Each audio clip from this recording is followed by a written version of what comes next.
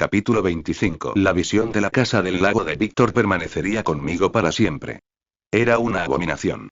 Desde el punto de vista físico, parecía bastante inocua, pero si se miraba más allá, era repugnante, horrible. Era un hervidero de energía negativa, ira, orgullo y ansiedad. Sobre todo, ansiedad. Más que deseo físico, era ansia de riqueza, ansia de poder. Los espíritus sombríos que no eran del todo reales, sino solo manifestaciones de la energía negativa del lugar que se aferraban a las paredes, a los canelones, al porche y a los alféizares y se atracaban de la energía negativa que iba dejando el sortilegio de Víctor. Suponía que había mucha, pues no me parecía que fuera alguien que se asegurara de que sus hechizos eran de bajo consumo energético. Subí cojeando los peldaños de la entrada. Migon no me reveló ningún peligro, tampoco cables trampa embrujados. Puede que estuviera sobrevalorando a Víctor, la sombra. Tenía el mismo poder que un auténtico mago, pero no tenía formación. Músculos sin cerebro, eso era Víctor, la sombra. Debía tenerlo presente. Intenté abrir la puerta principal a ver si por casualidad se abría. Lo hizo. Me sorprendió, pero no cuestioné la buena suerte o el exceso de confianza que parecía tener Víctor al dejar la puerta de delante abierta. Respiré hondo, reuní todo el poder que tenía y la empujé para entrar. Olvidé cómo estaba amueblada o decorada la casa. Todo lo que recuerdo es lo que el tercer ojo me mostró. Más de lo mismo que en el exterior, pero más concentrado, más nocivo. Aquellas cosas estaban aferradas a cualquier sitio, en silencio, con ojos brillantes y expresión voraz. Algunos eran como reptiles, otros se parecían más a las ratas, otros a insectos. Todos eran desagradables, hostiles, y me rehuyeron cuando entré, cuando el aura de energía que había preparado a mi alrededor les tocó. Hacían ruidos suaves, sonidos que nunca había oído antes, pero bien es verdad que el don provoca todo eso. Me encontré con un largo pasillo oscuro cubierto de aquellas criaturas. Avancé despacio, en silencio, mientras éstas rezumaban, se arrastraban y se deslizaban por mi camino.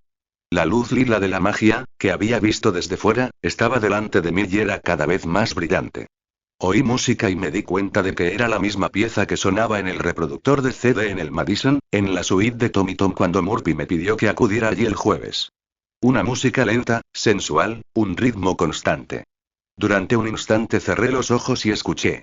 Oí ruidos, un susurro suave que se repetía una y otra vez.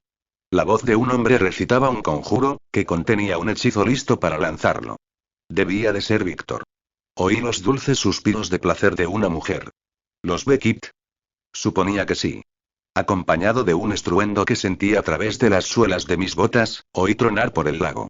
Aquella voz que cantaba en voz baja adquirió un toque despiadado, una satisfacción malsana y continuó el conjuro. Reuní toda la energía que tenía y doblé la esquina, dejé el pasillo y entré en una sala espaciosa que se extendía cuán era de alta la casa, sin interrupción, con metros y metros de aire libre. La habitación de abajo era un salón. Una escalera de caracol conectaba con lo que parecía una cocina y un comedor sobre una especie de plataforma o balcón sobre el resto de la sala. Seguro que se podía acceder al otro nivel del fondo de la casa desde la platea. No había nadie en la sala principal. El canto y los suspiros esporádicos provenían de la plataforma de arriba. El reproductor de CD estaba colocado en la habitación de abajo y fluía una música de los altavoces cubiertos por una imagen de fuego y miles de desagradables criaturas abotargadas que se alimentaban de ella. Pude ver la influencia de la música como una débil niebla violeta a juego con la luz que procedía de la plataforma de arriba. Era un ritual complejo que implicaba muchos elementos base coordinados por un mago principal, Víctor. Difícil. No era de extrañar que fuera tan efectivo. Víctor debió de realizar muchas pruebas y cosechar muchos fracasos antes de conseguirlo. Alcé la vista hacia la plataforma superior y después crucé la habitación, manteniéndome tan lejos como fuera posible del reproductor de CD. Me metí debajo sin hacer ruido y cientos de espíritus incorpóreos y viscosos se interpusieron en mi camino. Afuera, la lluvia arreció hasta adoptar un ritmo constante y monótono, sobre el tejado, la terraza de madera y contra las ventanas. A mi alrededor había cajas amontonadas, de plástico, de cartón y de madera. Abrí la que estaba más cerca y vi que dentro había al menos 100 frascos estrechos como los que había visto antes, llenos del líquido del tercer ojo. Bajo el efecto de mi don, parecía diferente, espeso y turbio, con la posibilidad de un desastre en potencia en cada frasco. Unas caras retorcidas por el miedo y el tormento flotaban en el líquido. Eran imágenes de lo que podía ocurrir. Miré en las otras cajas. En una había antiguas botellas de licores llenas de un líquido verde casi fluorescente. ¿Absenta? Me acerqué más, lo olisqueé y casi pude saborear la locura que flotaba latente en el líquido. Me aparté de las cajas con el estómago revuelto. Revisé rápidamente las otras. Amoníaco, que me recordó a las salas de los hospitales y psiquiátricos. Setas alucinógenas en tuppers, un olor que me resultó familiar. Alumbre, blanco y en polvo. Anticongelante. Purpurina en muchos tonos diferentes en una gran bolsa de plástico. Había también otras cosas en las sombras que no tuve tiempo de mirar. Ya me había imaginado para qué eran el resto de artículos. Pócimas. Eran ingredientes de pócimas. Así era como Víctor hacía el tercer ojo. Estaba haciendo lo mismo que yo cuando creaba las mías, pero a mayor escala, utilizando la energía que robaba de otros lugares, de otras personas. Usaba la absenta como base y a partir de ahí, seguía. Víctor estaba produciendo en masa lo que venía a ser un veneno mágico, que quizá quedara inerte hasta que estuviera en el interior de alguien e interactuara con sus deseos y emociones. Eso explicaría por qué no había notado nada antes. No hubiera sido obvio en un examen superficial o si no habría del todo mi visión del tercer ojo, lo que no era demasiado frecuente. Cerré los ojos y me estremecí. La visión me estaba enseñando demasiado. Siempre tenía ese problema. Al mirar aquellos ingredientes, los frascos con la droga acabada, me venían destellos exactos de todo el sufrimiento que podía ocasionar. Era demasiado. Empezaba a desorientarme. Volvió a oírse un trueno, más nítido, justo encima de mí. Víctor subió el tono de voz y empecé a distinguirla bien. Recitaba en una lengua antigua. ¿Egipcio? ¿Babilónico? En realidad, no importaba. Podía entender bastante el sentido de las palabras. Palabras de odio, malignas, cuya intención era matar. Mis temblores eran cada vez más acusados. ¿Se trataba solo de los efectos de la visión? ¿La presencia de tanta energía negativa me estaba afectando? No, solo tenía miedo, me aterraba salir de mi escondite bajo la plataforma y encontrarme al señor de la horda escurridiza que lo cubría todo. Desde allí podía sentir su fuerza, la confianza que tenía en sí mismo, la fuerza de su voluntad que infundía el aire con una especie de seguridad aborrecible. Tenía el mismo miedo que siente un niño cuando se enfrenta a un perro grande y rabioso o al matón del barrio, ese tipo de pánico que te paraliza, que te hace buscar pretextos y esconderte. Pero no tenía tiempo para ocultarme, ni tampoco para poner excusas, debía actuar. Así que cerré el tercer ojo y reuní todo el valor que pude. Afuera retumbaron los truenos y los relámpagos, ambas cosas casi a la vez. Las luces parpadearon y el CD se saltó una pista. Encima de mí, Víctor recitó a voces el conjuro con una especie de éxtasis. La voz de la mujer, supuestamente la señora Beckett, se alzó hasta un punto calenturiento. El que paga manda, me dije para mis adentros. Focalicé mi voluntad, extendí el brazo derecho, abrí la mano hacia el equipo de música y grité: ¡fuego! Una ola de calor que salió de mi mano estalló en forma de llama al otro lado de la habitación y envolvió el estéreo, que empezó a emitir un sonido más parecido a un largo grito atormentado que a música. Todavía llevaba en la muñeca las esposas de Murphy, con uno de los aros colgando. Luego me volví, extendí los brazos y dije en voz alta: Beniche.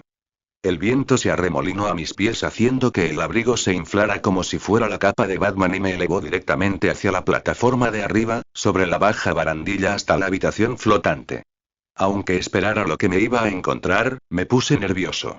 Víctor llevaba unos pantalones negros, una camisa negra y unos zapatos negros. Con mucho estilo, sobre todo si lo comparamos con mis pantalones de chándal y mis botas camperas.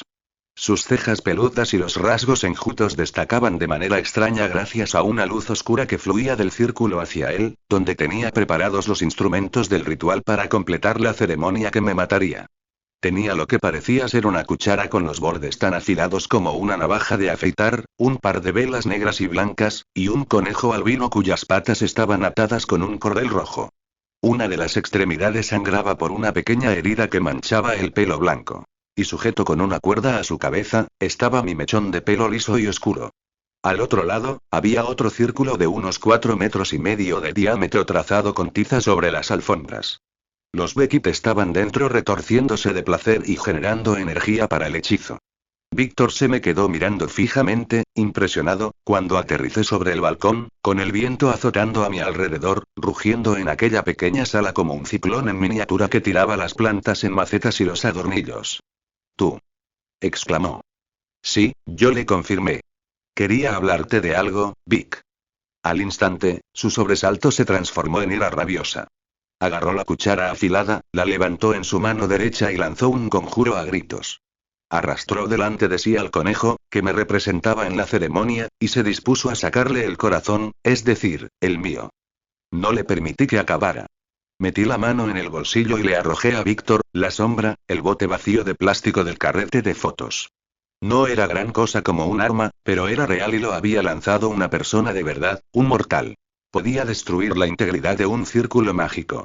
El bote fue por el aire por encima del círculo de Víctor y lo rompió justo cuando completaba el conjuro y dirigía el filo de la cuchara hacia el pobre conejo. La energía de la tormenta se acercó azotando el cilindro de enfoque creado por el círculo de Víctor, que ahora tenía imperfecciones.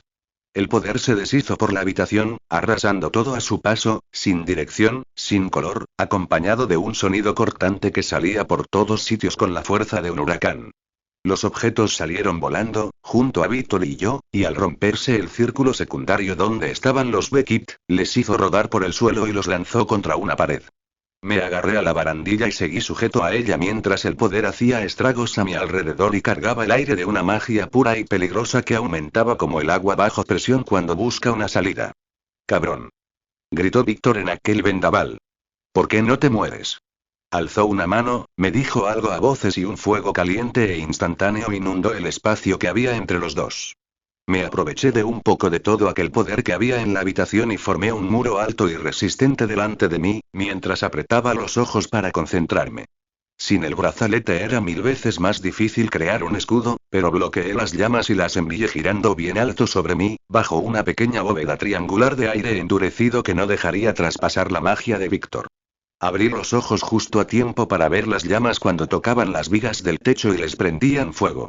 Cuando las llamas pasaron, el aire aún zumbaba con energía. Víctor gruñó al ver que me levantaba, alzó la mano a un lado y farfulló unas palabras de evocación. Un palo torcido, que parecía una especie de hueso, voló hacia él y lo cogió con una mano. Con él en la mano, se dio la vuelta hacia mí con la postura de un hombre que sostiene un arma. El problema de muchos magos es que están demasiado acostumbrados a pensar desde un punto de vista. La magia. No creo que Víctor esperara que me levantara, cruzara el suelo tambaleándome hacia él, le diera con el hombro en el pecho y lo empotrara en la pared con un satisfactorio crujido. Me incliné hacia detrás un poco y le fui a pegar con la rodilla en la barriga. Pero fallé y en su lugar, le di justo entre las piernas. De pronto, se le cortó la respiración y se quedó doblado en el suelo. Para entonces ya le estaba gritando, sin sentido y falto de coherencia. Empecé a patearle la cabeza.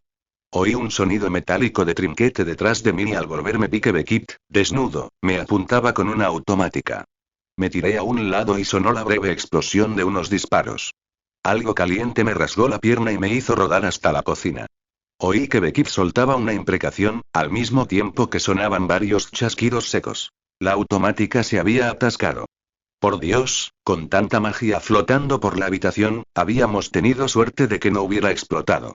Mientras tanto, Víctor agitó la punta del tubo con aspecto de hueso que sostenía en la mano y media docena de cáscaras de escorpiones marrones y disecadas cayeron sobre la alfombra. Sus dientes más que blancos destacaron en contraste con su cara morena y dijo gruñendo: «Scorpis, Scorpis, Scorpis». Le brillaban los ojos llenos de ansia y furia. Una de mis piernas no me respondía, así que volví arrastrándome hacia la cocina con la ayuda de las manos y la otra pierna que me quedaba. Fuera, en la parte del comedor del balcón, los escorpiones cobraron vida y empezaron a crecer. Primero uno y después los otros, orientados hacia la cocina, comenzaron a caminar hacia mí con pasos pequeños, pero a una velocidad increíble, mientras se hacían cada vez más grandes a medida que se acercaban. Víctor aulló lleno de regocijo.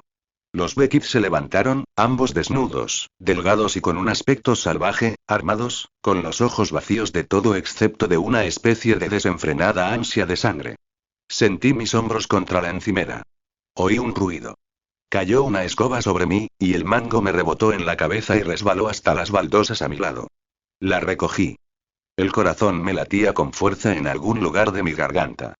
Un cuarto lleno de droga mortal, un malvado hechicero en su propio terreno, dos locos armados, una tormenta cargada de magia que buscaba algo para destruir y media docena de escorpiones como el que apenas había escapado hacía poco, que crecían a toda velocidad hasta llegar al tamaño de un monstruo de película.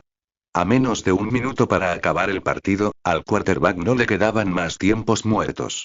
En resumidas cuentas, parecía que no era la noche del equipo que jugaba en casa.